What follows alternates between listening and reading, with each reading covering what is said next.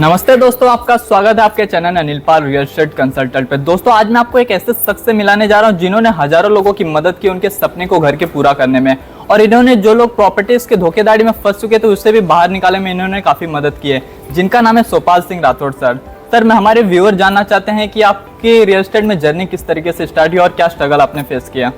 Real estate की journey मैंने 2007 से शुरुआत करी थी, और शुरुआत में तो ऐसा कोई इंसिडेंट नहीं था मेरे, लेकिन बाद में जब कर रहा था तो जयपुर के अंदर सोसाइटी पट्टेज में ज़्यादा काम होता है, तो लोग क्या कर रहे थे, डबल पट्टे या ऐसे तरह के ज़्यादा हो रहे थे। तो एक 2016 में घटना हुई थी, मेरे कोई नॉन थे और उनका आर्मी से रिटायर हुए थे, उनका पूरा लाइफ का पैसा उन्होंने प्रॉपर्टी में लगाया था, लगभग 60-62 लाख रुपए, और वो डबल पट्टा हो गया था और लास्ट में उनको सुसाइड करना पड़ा था। तो उसकी वजह से थोड़ा मतलब मेरे को एक प्रेरणा मिली और वहाँ से मैंने शुरुआत किया था ये यूट्यूब चैनल के माध्यम से लोगों की मदद करने का, और मैं आज कर रहा हूँ कंटिन्यू। सर, एक और क्वेश्चन है, अगर किसी को भी अपने रियल एस्टेट में अपना करियर स्टार्ट करना रहेगा तो कैसे स्टार्ट कर सकते हैं? देखो, रियल एस्टेट में यदि करियर बनाना है तो सबसे पहले तो आपको सीखने की आदत होनी चाहिए। हमेशा आपको लर्निंग एटीट्यूड में रहना चाहिए, और आप ये सोचते हो कि मैं सब जानता हूं तो आप रियल एस्टेट में आगे नहीं बढ़ पाएंगे। सबसे पहले तो लर्निंग एटीट्यूड होना चाहिए। सेकंड चीज़, आपके गोल सेट होना चाहिए।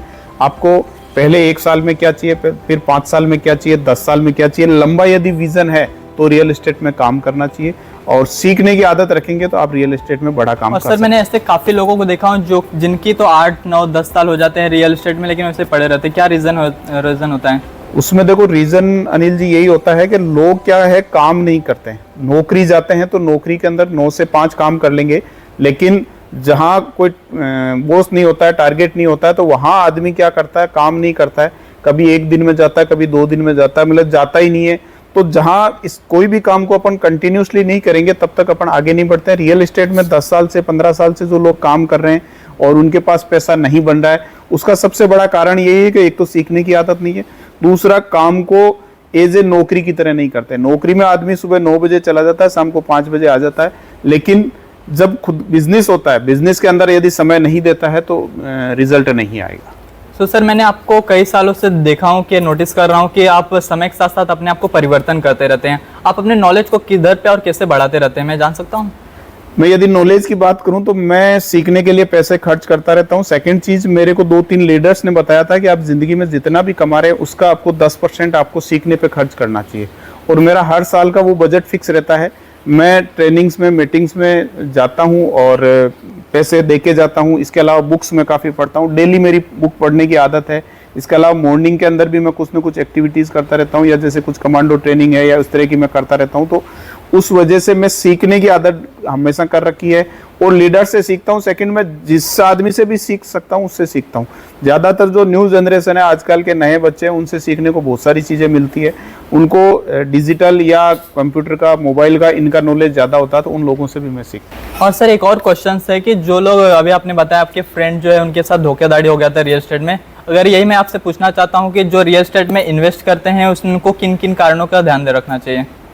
देखो, रियल एस्टेट में यदि इन्वेस्टमेंट कर रहे हैं तो मैंने पहले भी बता रखा है कि आपको 3 चीज़ों पे फोकस करना चाहिए। सबसे पहले तो प्रोजेक्ट की लोकेशन क्या है, यदि अच्छी लोकेशन पे है तो वहाँ रिटर्न अच्छा आएगा।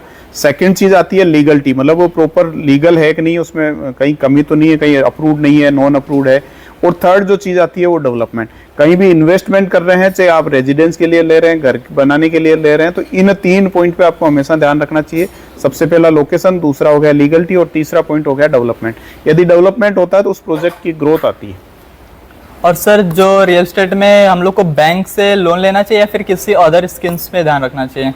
नहीं, बैंक से लोन तो इस वजह से लेना चाहिए कि आपका प्रॉपर्टी का वेरिफिकेशन हो जाए, प्रॉपर्टी की आपका चेक हो जाए, जांच हो जाए, इसके लिए लोन लेना चाहिए आपको। यदि लोन नहीं भी लेते हैं तो कोई दिक्कत नहीं। यदि रेरा से अप्रूव्ड है या गवर्नमेंट से अप्रूव्ड है, अथॉरिटी से अप्रूव्ड है, तो आपको उसमें ज्यादा सोचने की या ज्यादा विचार करने की जरूरत है। सर, एक और क्वेश्चन है, अभी के टाइम पे मैं देख रहा हूँ रियल एस्टेट आने वाले टाइम से काफी तेजी से ग्रो कर रहा है, तो आने वाले सालों में रियल एस्टेट की क्या ग्रोथ होने वाली है और क्या बदलाव होने वाली है?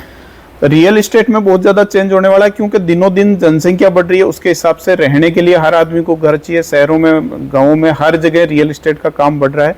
उसका कारण ये है कि जमीन ऐसी ये चीज है जो बढ़ती नहीं है। बाकी हर चीज का अपन प्रोडक्शन कर सकते हैं, लेकिन जमीन का प्रोडक्शन नहीं हो सकता, इसी वजह से इसके भाव बढ़ रहे हैं। आने वाले टाइम में काफी ग्रोथ रहेगा, उसमें कारण है कि इंफ्रास्ट्रक्चर काफी डेवलप हो रहे हैं, हर सिटीज के अंदर ये सुविधाएं सारी जो अपडेट हो रही है, उसकी वजह से आने वाले टाइम के अंदर और ज्यादा ग्रोथ रहेगा। धन्यवाद सर, आपने अपना कीमती समय दिया है। और मैं चाहता हूं कि हमारे ऑडियंस को अगर आपको कुछ भी डाउट रह गया तो आप मुझे कमेंट में क्वेश्चंस पूछ सकते हैं जो आपको जानना रहेगा रियल एस्टेट के बारे में।